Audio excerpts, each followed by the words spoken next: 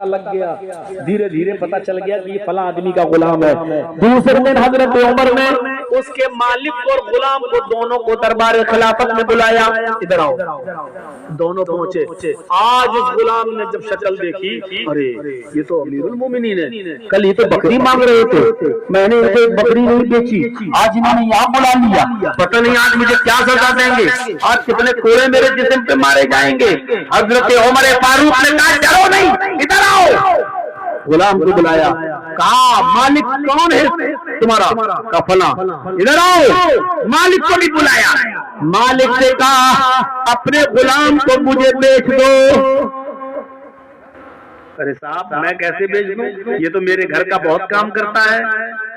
हजरत उमर ने कहा कि इसकी जरूरत तुम्हें नहीं, मुझे ज्यादा है, तुम सिर्फ कीमत बताओ। उसने भी देखा कि अमीरुल मोमिनीन है, उमर खरीद रहे हैं, जबरदस्ती तो ले नहीं सकते, मेरी चीज है, मैं दूं ना दूं, लेकिन कीमत कह रहे हैं तो चलो आज मांगते हैं। उसने भी बहुत लंबी चौड़ी कीमत मांगी, कहा ये कीमत है मेरी, इस गुलाम को मैं इतना माल मिलेगा तो मैं बेच दूंगा। हजरत उमर ने हुक्म दिया बैतुल माल से इतना माल इसको दे दो, और ये गुलाम मैंने खरीद लिया। हजरत उमर फारूक ने उस गुलाम को खरीदने के बाद आजाद कर दिया, जाओ मैंने तुम्हें छोड़ दिया, तुम्हारा मालिक तुम्हें नहीं छोड़ता, मैंने खरीदा बैतुल माल की कीमत से और तुम्हें आजाद कर रहा हूँ। जानते हो क्यों? इसलिए कि तुम अल्लाह से डरते हो, अल्लाह का खौफ तुम्हारे अंदर है, और अल्लाह के खौफ की वजह से मैंने तुम्हें आजाद करवाया है।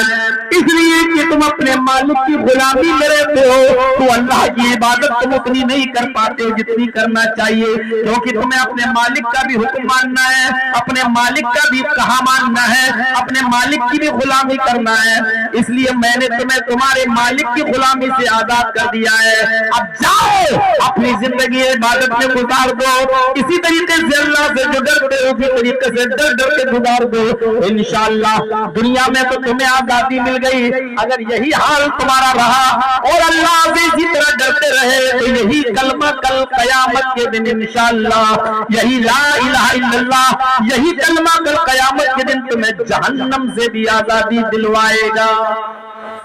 कैसा जिंदगी के अंदर कैसा तकवा था है हमारे अंदर। हम मोबाइल के मैकेनिक हैं, मोबाइल बनाते हैं, एक साहब आया मोबाइल दिखाओ, हाँ साहब इसमें ये कमी है, हम जानते हैं 100 रुपए में ये मोबाइल सही हो जाएगा, लेकिन उसको बोल रहे हैं 800 रुपए का सामान पड़ेगा साहब, इसमें बहुत ज्यादा कमी हो गई है। अब हम मोबाइल से वाकिफ नहीं है, हमने उससे लेन देन शुरू कर दिया और 500 रुपए में सौदा तय हो गया है। आप उसको साफ कहिए 100 रुपए का इसमें सामान पड़ेगा, 100 रुपए मेरी लेबर चार्ज है, 200 रुपए आप कीजिए, या 100 रुपए का सिर्फ सामान पड़ेगा लेकिन मैं 500 रुपए आपसे लूंगा। आप साफ साफ बोलिए, लेकिन आप उसको ये नहीं कह सकते हो कि साहब इसमें 800 रुपए का सामान पड़ेगा, इसमें बहुत कमी आ गई है, और फिर सौदा करते करते 500 रुपए में आप तय कर लें। मेरे भाइयों ये हराम है हमारे लिए, ये हराम है हमारे लिए। अहमद इब्न हम्बल, 4 इमाम जो गुजरे हैं उनमें एक का नाम अहमद इब्न हम्बल भी था। हजरत अहमद इब्न हम्बल रहमतुल्लाह अलैह के पास एक बूढ़ी औरत आई। आओ ये वाकया सुनने के बाद मेरे भाइयों दिल लरज जाएंगे, हमारे आपके दिल कांप जाएंगे। ऐसी उस जमाने की बूढ़ी औरतों में इतना तकवा। सुनिए ये वाकया क्या है, थोड़ा सा इधर दिमाग लगाइएगा। पता नहीं कितने बच्चे पैदा कर लिए लोगों ने, समझ में नहीं आता ये।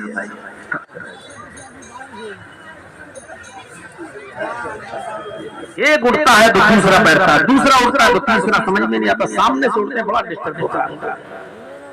इमाम अहमद इब्न हम्बल रहमतुल्लाह अलैह के पास एक बूढ़ी औरत आई और मसला क्या पूछ रही है। अच्छा आप लोग चरखा जानते हैं? चरखा है ना, हाँ।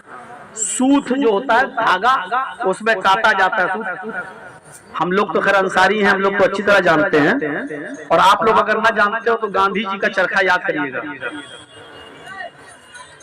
تو ہم لوگوں کے ہاں آج بھی دستور ہوتا ہے کہ ہم نے آپ کو اپنا سوت دے دیا اور آپ نے اس کو کاٹ کر ہم کو واپس کر دیا، ہم نے اس کی قیمت آپ کو، اس کی مزدوری آپ کو دے دی، اس کو بولتے ہیں سوت کاٹنا۔ احمد ابن حنبل رحمت اللہ علیہ کے پاس ایک بوڑھی عورت آئی، یہ واقعہ ضرور سنیے گا، اور آ کر کہتی ہے کہ امام صاحب ایک مسئلہ پوچھنے آئی۔ کہا کیا مسئلہ؟ کہا کہ میں چاند کی روشنی جب میرے گھر میں پڑتی ہے، وہ لوگ غور کریں جو بزنس کرتے ہیں، کاروبار کرتے ہیں اور حلال و حرام کا خیال نہیں رکھتے، وہ سوچیں امام صاحب میں سوت کاٹتی ہوں، لوگ مجھے اپنا کاٹن اپنا سوٹ دے جاتے ہیں، میں کاٹ کر ان کو دے دیتی ہوں، وہ مجھے مزدوری دیتے ہیں۔ امام صاحب نے کہا جائز ہے۔ کہا کہ سنیے تو مسئلہ جو پوچھنا ہے، میں رات میں سوٹ کاٹتی ہوں، میں رات میں بھی سوٹ کاٹتی ہوں، چند دن چاند کی روشنی میرے گھر آتی ہے، جب چاند کی روشنی میرے گھر میں پڑتی ہے تو میں چاند کی روشنی میں سوت کاٹتی ہوں، اور جب اندھیری راتیں ہوتی ہیں چاند کی روشنی میرے گھر میں نہیں آتی ہے تو میں چراغ جلا کر، چراغ آپ کے ہاں لالٹن سمجھ لو، میں چراغ جلا کر سوت کاٹتی ہوں، جب چراغ جلاتی ہوں تو اس میں میرا تیل بھی خرچ ہوتا ہے، میرا تیل لگتا ہے۔ امام صاحب جب چاند کی روشنی میں سوت کاٹتی ہوں تو اس میں میرا تیل خرچ نہیں ہوتا، اور جن دنوں میں چاند کی روشنی زمین پہ نہیں پڑتی تو میں چراغ جلا کر سوت کاٹتی ہوں، اس میں میرا تیل خرچ ہوتا ہے، لیکن میں دونوں کی مزدوری اپنے مالک سے ایک ہی لیتی ہوں، یعنی رات میں جو سوت کاٹتی ہوں وہ ایک ہی مزدوری لیتی ہوں۔ کیا مجھے مزدوری الگ الگ لینا چاہیے؟ یعنی چاند کی روشنی میں جب سوت کاٹوں اس میں میرا تیل خرچ نہیں ہوتا تو کیا میں کسٹمر سے کم مزدوری لوں، اور جب چراغ کی روشنی میں سوت کاٹوں اس میں میرا تیل خرچ ہوتا ہے تو کیا اس کی مزدوری میں کچھ زیادہ لے لوں؟ امام احمد ابن حنبل نے جو جواب دیا وہ سنیے، فرمایا بہن بزرگ ماں، آئے بوڑھی عورت، صحیح کہہ رہی ہو، تم چاند کی روشنی میں جو سوت کاٹتی ہو اس کی مزدوری تمہیں کچھ کم لینا چاہیے، اور سوت کاٹتے وقت جب چراغ جلاتی ہو جس میں تیل خرچ ہوتا ہے تو اس کی مزدوری کچھ زیادہ لینا چاہیے، دونوں کی مزدوری میں فرق کرنا چاہیے، دونوں کی مزدوری میں تھوڑا فرق رکھنا چاہیے۔ اگر تم دونوں کی مزدوری ایک ہی لیتی ہو تو یہ کمائی تمہارے لیے جائز نہیں، یہ کمائی تمہارے لیے حلال نہیں، اس لیے کہ تم نے تیل خرچ کر کے بھی اتنی مزدوری لی اور بنا تیل کے جب سوت کاٹا تو اس سے بھی تم نے اتنی مزدوری لی، تو جس سے تم نے بنا تیل کے زیادہ مزدوری لے لی ہے وہ زیادتی ہوگی اور یہ کمائی غلط ہوگی تمہارے لیے۔ اس نے کہا ٹھیک ہے، اب میں آئندہ خیال رکھوں گی۔ جب وہ عورت وہ بڑھیا ماں سے جانے لگی، میرے بھائیو احمد ابن حنبل کے آنکھوں میں آنسو آ گئے، روتے ہیں اور روتے ہوئے کہتے ہیں لوگوں پتہ لگاؤ یہ بوڑھی عورت کس کی بیٹی ہے، اس کے باپ کا نام کیا ہے، اس کا بھائی کوئی ہے یا نہیں ہے، پتہ لگاؤ۔ اتنی دیندار عورت آج بھی ہمارے زمانے میں زندہ ہے، ایسی نیک عورت آج ہمارے زمانے میں بھی زندہ ہے، آج ہم سے مسئلہ پوچھنے آتی ہے جنہوں نے امام احمد ابن حنبل کو جھنجھوڑ دیا ہے۔ ایسی نیک عورت بڑھاپے میں جس نے قبر پہ پیر لٹکا رکھے ہو، جس کو اپنی موت کا کوئی بھروسہ نہیں کہ کب آ جائے، ایسی عورت بھی اپنے بڑھاپے میں بھی اس کو فکر یہ نہیں ہے کہ میرے پاس کھانا پانی کہاں سے آئے گا، اس کو فکر ہے میں جو کما رہی ہوں وہ کوئی کمائی حرام تو نہیں ہے میرے لیے۔ ऐसे थोड़ी नमाजें कबूल हो जाती हैं। पढ़ते रहो नमाजें और कराते रहो चाहे जो, हलाल हराम की कोई तमीज नहीं रखो मेरे भाइयों। इसलिए कहता हूं मेरे भाइयों, जब तक तकवा हमारी जिंदगी के अंदर पैदा नहीं होगा, तकवा हर चीज के अंदर आना चाहिए, हर चीज के अंदर तकवा आना चाहिए।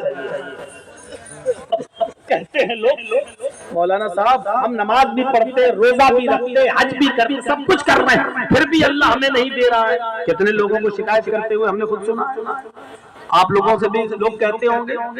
और देखो काफिरों को कुछ नहीं करते। और आप क्या अल्लामा इकबाल शिकवा करके चले गए? अल्लामा इकबाल ने शिकवा किया, काफिर को मिले हुसूर और मुसलमान को फकत वादे हूर। यानी काफिरों को तो दुनिया में सब कुछ मिल रहा है, महल, कसर यानी बिल्डिंगें, लंबे चौड़े मकान और दौलत के अंबार, हूर यानी खूबसूरत लड़कियां और औरतें, ऐशो आराम के लिए सब कुछ उनको मिल रहा है। और मुसलमान को क्या मिल रहा है? फकत वादे हो, नेक अमल करो अल्लाह तुम्हें हूर देगा, नेक अमल करो अल्लाह तुम्हें जन्नत देगा। अल्लाह में इकबाल ने शिकवा किया है, काफिर को मिले हूर व कसूर और मुसलमान को फकत वादे हूर। कितने मुसलमान ऐसे हैं मेरे भाइयों, याद रखिएगा। आप अल्लाह से मांगते हैं, खूब नमाज पढ़ के भी मांग रहे हैं, हलाल कमाई कमा कर भी मांग रहे हैं, फिर भी अल्लाह नहीं दे रहा, तब भी नाराज नहीं होना चाहिए। क्यों? क्योंकि हमारी अक्ल का दायरा इतना वसी नहीं है कि हम समझ पाए कि अल्लाह क्यों नहीं दे रहा है। इसमें भी कोई मसलियत हो सकती है। आप कहो मैं हलाल कमाता भी हूँ, मैं हराम से दूर भी हूँ, तहज्जुद तक हम नहीं छोड़ते, फिर भी अल्लाह हमारी नहीं सुन रहा, हमको नहीं दे रहा है। आपको ये शिकवा करने का हक नहीं है। अच्छा एक बात बताइए, आपका छोटा बच्चा है, बहुत छोटा बच्चा है, 4 साल का 5 साल का, उसको निमोनिया हुआ है, उसको निमोनिया हुआ है, उसको नज़ला है, जुकाम है, सर्दी लगी हुई है, आप डॉक्टर के पास उसको दिखा के आ रहे हैं, रास्ते में एक आइसक्रीम बेचने वाला आइसक्रीम बेच रहा है और आपका वो बच्चा जिद कर रहा है, अब्बू डैडी आइसक्रीम खाएंगे, आइसक्रीम खाएंगे हम। आपको अपने बच्चे से बहुत मोहब्बत है, ईमानदारी के साथ बताइए, क्या यहाँ आप अपने बच्चे की जिद मानेंगे? निमोनिया में आइसक्रीम जहर है बच्चे के लिए, आपका बच्चा जिद कर रहा है, पापा आइसक्रीम, अब्बू आइसक्रीम, डैडी नहीं, मचल गया जमीन पर। आप उसको समझाएंगे, बहलाएंगे, नहीं मानेगा तो आप जबरदस्ती उसको उठाएंगे, लेके चल देंगे, आप उसको आइसक्रीम नहीं दिलाएंगे, क्योंकि आप जानते हैं बच्चा कम अकल है, अभी उसका दिमाग लायक नहीं है कि वो बेचारा सोच सके कि आइसक्रीम में क्या नुकसान है हमारे लिए। आप जानबूझकर उसको आइसक्रीम नहीं खिलाएंगे, बच्चे की जिद पूरी नहीं करेंगे, तो क्या आप अपने बच्चे के दुश्मन हो गए?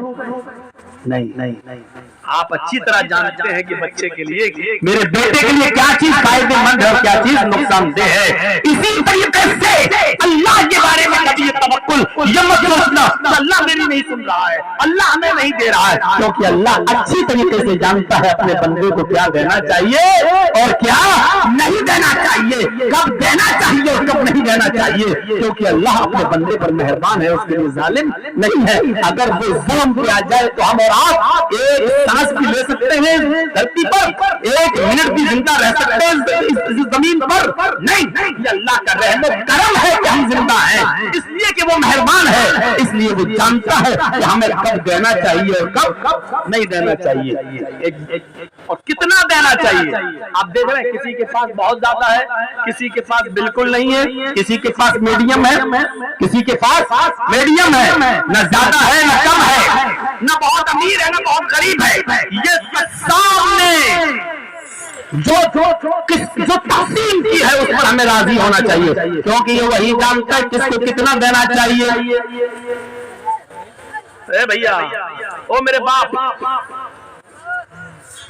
जा ले जाओ उसको भी ले जाओ, 1 मिनट और सुनिए मेरे भाइयों, यहाँ थोड़ी सी अपना दिमाग लगाइएगा। अभी 1 मिनट नहीं, मैं 1 मिनट में खत्म नहीं कर रहा हूँ, लेकिन यहाँ थोड़ा सा सुनिएगा। उस तकसीम करने वाला वो है।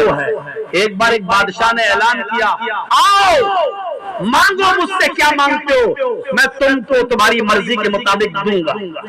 बादशाह के ऐलान के बाद रियाया पहुंच गई, मुझे ये चाहिए, बादशाह ने कहा दे दो। दूसरे ने कहा मुझे ये चाहिए, बादशाह ने कहा दे दो। तीसरे ने कहा मुझे ये चाहिए, कहा दे दो। जो मांगता गया बादशाह उसको देता गया। एक बूढ़ी औरत आई, बादशाह ने कहा अम्मा तुम्हें क्या जरूरत है? कहा नहीं, आपने ऐलान किया है इसलिए मुझे भी चाहिए। कहा क्या चाहिए? कहा मैं अपने साथ एक गधा लेके आई हूँ, इस गधे पर सोना लाद कर चाहिए मुझे, इस पर इतना सोना लाद दो कि ये गधा उस सोने को लेकर मेरे घर हमें पहुंचाए। बादशाह ने हुक्म दिया इस बुढ़िया को 100 दीनार दे दो। बुढ़िया ने कहा बादशाह सलामत, आप बेईमानी कर रहे हैं, आप अपनी बात से मुकर रहे हैं। आपने आम ऐलान किया जो मांगोगे वो देंगे, आप सबको उनकी मर्जी के मुताबिक देते जा रहे हैं, लेकिन मुझे आप 100 दीनार दे रहे हैं। नहीं, गलत बात, मुझे भी सोना इस गधे पर लाद कर ले जाना है, मुझे सोना चाहिए इस गधे पर, इतना जो इस गधे पर आ जाए। बादशाह ने कहा देखो तुम्हारे लिए 100 दीनार काफी है, तुम इतना सोना क्या करोगी? बुढ़िया ने कहा वो सब मैं नहीं जानती, मुझे आप दीजिए। तमाम लोगों ने बादशाह से कहा बादशाह साहब आपने जो ऐलान किया अब आप अपने ऐलान से मुकर रहे हैं, आप दूर जा रहे हैं। आपकी अदल और इंसाफ का तकाजा ये है कि आप इस बुढ़िया को भी उतना दें जितना वो मांग रही है, जब आप सबको दे रहे थे इसको भी दीजिए। बादशाह ने अपने वजीरों को हुक्म दिया इस बुढ़िया के गधे पर सोना लाद दो। सोना लाद दिया गया। बुढ़िया सोना लेकर अपने घर गई, बुढ़िया सोना लेकर अपने घर गई। आसपास के लोगों को पता चला, चोरों को पता चला, डकैतों को पता चला, बुढ़िया बहुत सा सोना लेके आई। रात में कुछ डाकू कुछ चोर उस बुढ़िया के घर में घुस गए और उस बुढ़िया को सोते हुए उसका गला दबा दिया, उसको मार डाला, कत्ल कर दिया और सारा सोना लेकर रफू चक्कर हो गए। सुबह हो के बादशाह को पता चला कि वो बुढ़िया मारी गई, उसका कत्ल हो गया और चोर सोना लेकर रफू चक्कर हो गए, भाग गए। बादशाह ने अपनी रियाया से कहा देखो मैं जानता था बुढ़िया इतना सोना नहीं संभाल पाएगी, इसलिए मैं उसको 100 दीनार दे रहा था। मैं जानता था कि बुढ़िया इतना सोना नहीं संभाल पाएगी, इसीलिए मैं उसको 100 दीनार दे रहा था, लेकिन तुम लोग नहीं माने और जिद में आए, मैंने बुढ़िया को उतना दे दिया जितना मांगा। और देखो उसका हश्र क्या हुआ, आप लोग मेरी अकल पे नहीं चले, अपनी अपनी अकल के मुताबिक आपने दावा किया और बुढ़िया मारी गई। तो मेरे भाइयों अल्लाह रब्बुल आलमीन से तुम जितना मांगो जरूरी नहीं कि अल्लाह तुम्हें उतना दे, क्योंकि अल्लाह जानता है कि तुम कितना संभाल पाओगे और कितना दो कि तुम अल्लाह का शुक्र अदा कर सकोगे और कितना ज्यादा दे दो कि तुम अल्लाह ताला के नाफरमान बन जाओगे। इसलिए कभी अल्लाह रब्बुल आलमीन की रहमत से नाउम्मीद मत होना, ये कभी मत तसव्वुर करना कि अल्लाह हमें दे ही नहीं रहा है, नहीं दे रहा है तो समझ लेना जिस तरह एक बाप अपने बच्चे को निमोनिया में आइसक्रीम नहीं खिलाता है, उसी तरीके से अल्लाह कुछ मसलहत के पेश नजर हमारी समझ में नहीं आ रहा है, लेकिन अल्लाह क्यों नहीं दे रहा है अल्लाह बेहतर जानता है। हमें इबादत में कमी नहीं करनी चाहिए और अल्लाह से हमने बहुत कुछ मांगा लेकिन थोड़ा मिल गया तो ये यकीन रखना चाहिए कि अल्लाह बेहतर जानता है, हमारे लिए इतना ही शायद इसी में भलाई हो, अल्लाह रब्बुल आलमीन ने इसी में हमारे लिए बरकत रखी हो। ये अल्लाह के ऊपर छोड़ दीजिए, हम और आप अल्लाह की हिकमत और मसलहत को नहीं समझ पाएंगे, इसलिए ये तसव्वुर लेकर यहाँ से उठिएगा, उठिएगा। ये मतलब अल्लाह हमें नहीं दे रहा, अल्लाह हमें नहीं दे रहा, इतनी नमाज पढ़ रहे हैं, इतनी इबादत कर रहे हैं, फिलिस्तीन और इजराइल के हालात हम लोग क्या कर सकते हैं? और जिस दिन बमबारी हो रही थी मेरे भाइयों, इजराइल के लोग फिलिस्तीन पर बमबारी क्या कर रहे थे, हिंदुस्तान का मुसलमान इंडिया और ऑस्ट्रेलिया का वर्ल्ड कप देख रहा था। अब गौर करेंगे, ये तारीख में लिखा जाएगा, इतिहास में लिखा जाएगा, हिस्ट्री में लिखा जाएगा कि जिस वक्त इस्राइल फिलिस्तीन के छोटे छोटे बच्चों को अपने अपने बमों से उड़ा रहा था, उनको निशाना बना रहा था, उन पर उनकी औरतों पर जुल्म और सितम के पहाड़ तोड़ रहा था, उस वक्त भारत का मुसलमान इंडिया और ऑस्ट्रेलिया का मैच देख रहा था। ये इतिहास में लिखा जाएगा, ये तारीख में लिखा जाएगा, ये हिस्ट्री में लिखा जाएगा। हम उनके लिए दुआ भी नहीं कर सकते, हम उनके लिए दुआ भी नहीं कर सकते। हम इतने बेहिस हो चुके हैं, हम इतने कमजोर हो चुके हैं, हम इतने मक्कापरस्त हो चुके हैं कि हम उनके लिए दुआ भी नहीं कर सके। और ऐसी बेहिस मेरे भाइयों कि वहां बमबारियां हो रही हो, हॉस्पिटल में बम गिर रहे हो, और भारत के मुसलमान इंडिया और ऑस्ट्रेलिया का वर्ल्ड कप, ये बेगैरती और बेशर्मी का आलम हो, और फिर कहते हो कि हिंदुस्तान में हमारे ऊपर जुल्म हो रहे हैं, सितम हो रहे हैं, सताया जा रहा है। मेरे भाइयों, ये शिकायत क्यों करते हो? ये हक नहीं है आपको अपनी जबान से शिकायत करने का, ये हक ही नहीं है हमें अपने आप को शिकायत करने का। दुनिया में जो मुसीबतें हमारे ऊपर आती हैं, ये हमारे आमाल के सबब आती हैं। हमने अच्छे आमाल ही नहीं किए,